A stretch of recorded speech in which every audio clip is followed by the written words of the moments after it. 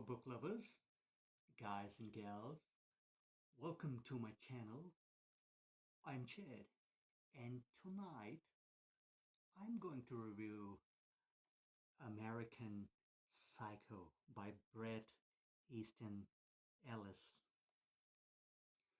This book was published in 1990 to a big public and media outcry due to the violent content of this book.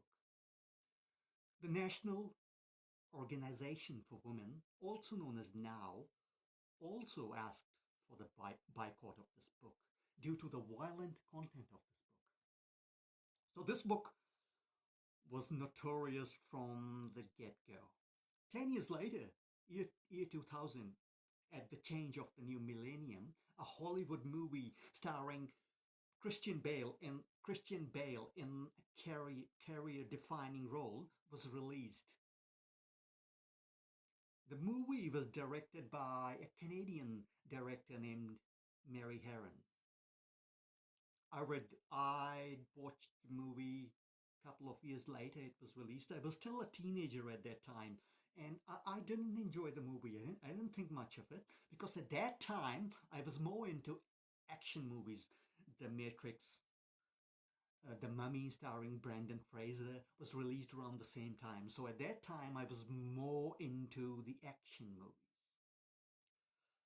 But a couple of years back, I decided to read the book because this book tops so many disturbing book lists. So I thought to myself, I have to give this baby a go. And holy cow, I have read quite a few disturbing books, most recently Cows by Matthew Stokely. That book is a story unto itself. It's quite disturbing. I've read Fight Club, which is not that disturbing, but there's another book called The Dice Man, written by Luke Reinhardt, which I think inspired Chuck Palahniuk to write Fight Club.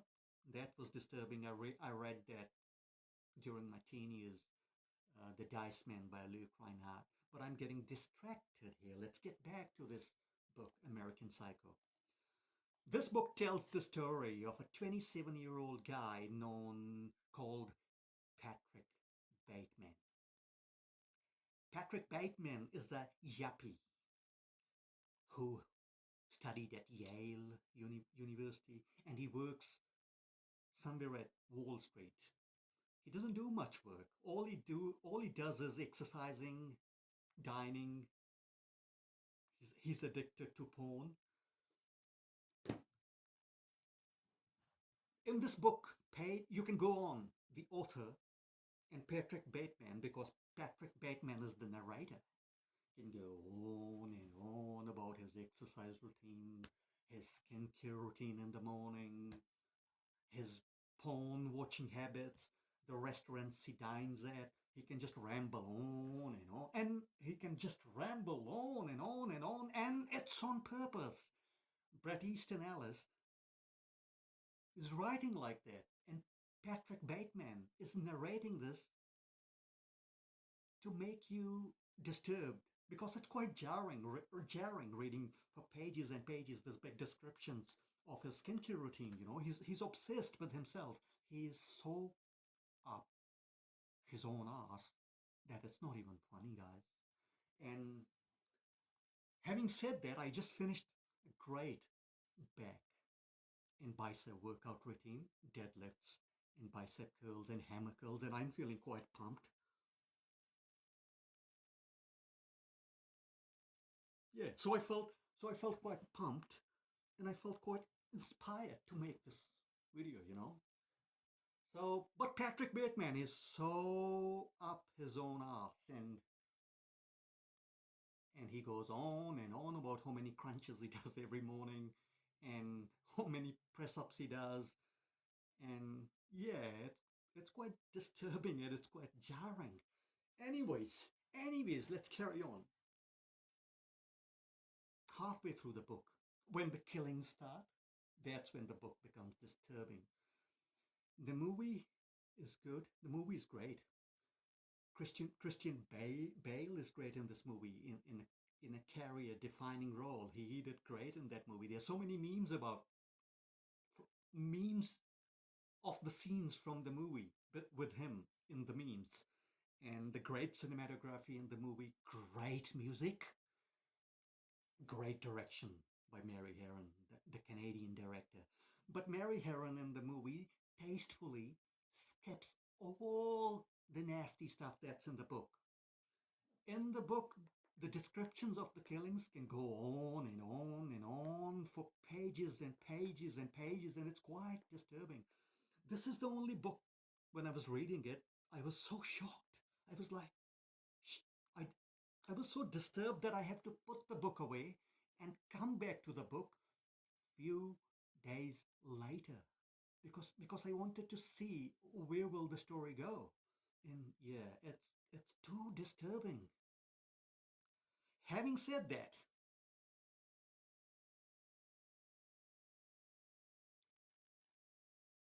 it's left open. If Patrick Bateman is really a serial killer, or is he going mad, or was he mad, batshit crazy from the start? It's left open to your own interpretation. It's never explained. So yeah, in the movie as well, it's never really explained. Are the killings really happening, or is it all in his head? That's a pretty cool aspect of this book. It makes you think what's real, what's not real, and I like that part of the book. It's never really explained. Is it all happening, or is it all in his mind? Is he just batshit crazy? But this is a unique book. This is one of the books I won't forget anytime soon. But having said that, this is not the book that I feel like reading again and again. This book also has a sequel, more like a pseudo sequel, called Luna Park.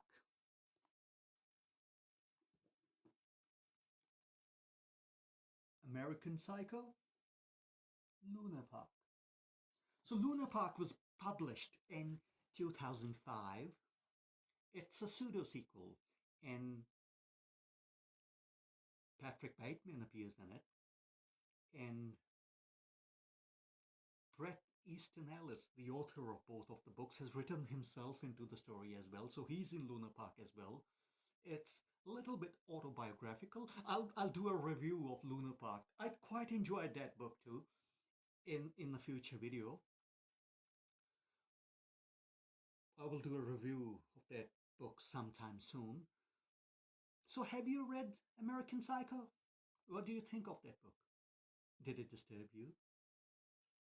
Have you seen the movie? How, what do you think of the differences between the movie and the book? Let me know in the comments, what do you think of the book? As I said, I find this book quite disturbing. So different than the movie. 1,000 times more disturbing than the movie. Let me know what you think of this book. And if you have any other book you would like me to review, leave the name of the title of the book in the comments and I'll get to it sometime in the future. In the meantime, keep on reading great fiction and have a great Halloween month. Bye for now. Cheerios.